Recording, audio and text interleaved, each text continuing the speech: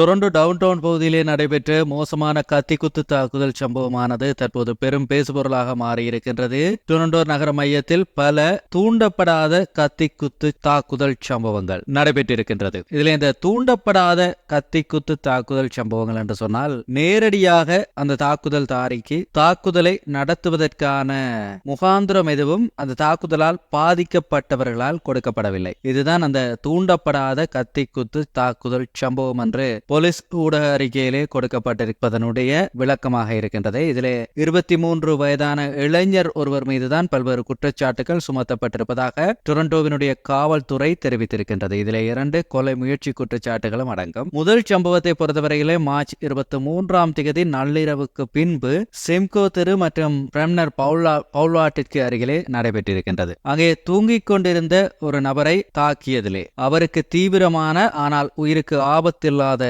காயங்கள் ஏற்பட்டிருக்கின்றது என்று போலீஸ் தெரிவித்திருக்கின்றது. தொடர்ச்சியாக மார்ச் 28ஆம் தேதி இரவு 9 மணி அளவிலே டவுன் லேக் வேவ் மற்றும் குயின்ஸ் குவே வெஸ்ட் ஆகிய பகுதிகளுக்கு அருகிலே இரண்டாவது நபர் தாக்குதலுக்குள்ளாகி இருக்கின்றார். இவருக்கும் உயிருக்கு ஆபத்தில்லாத காயங்கள் ஏற்பட்டிருக்கின்றது. மறுநாள் மார்ச் 29ஆம் தேதி இரவு 11 மணி அளவிலே வெஸ்ட் கிங் ஸ்ட்ரீட்டுக்கு அருகாமையிலே மூன்றாவது தாக்குதல் நடத்தப்பட்டிருக்கின்றது. ஒரு கட்டிடத்திற்கு வெளியே நின்று கொண்டிருந்த நபரை இந்த குறிப்பிட்ட தாக்குதல் தாரி பின்னால் இருந்து வந்து கத்தியால் குத்திவிட்டு கால்நடையாக தப்பி ஓடிவிட்டார் என்று சொல்லி காவல்துறை தெரிவித்திருந்தது. இந்த முறை பாதிக்கப்பட்டவருக்கும் தீவிரமான ஆனால் உயிருக்கு ஆபத்தில்லாத காயங்கள் ஏற்பட்டிருந்தது. அதன் பின்னர் போலீசார் நடத்திய தேடுதல் வேட்டையிலே நிரந்தர முகவரி இல்லாத 23 வயதான இளைஞர் ஒருவர் மீது மோசமான தாக்குதல் குற்றச்சாட்டுகள், 2 கொலை முயற்சி குற்றச்சாட்டுகள் மற்றும் ஆயுதம் மூலமான தாக்குதல்களை நடத்துதல் என்கின்ற குற்றச்சாட்டு உள்ளிட்ட பல்வேறு குற்றச்சாட்டுகள் சுமத்தப்பட்டுள்ளது என்று டொரண்டோ காவல்துறை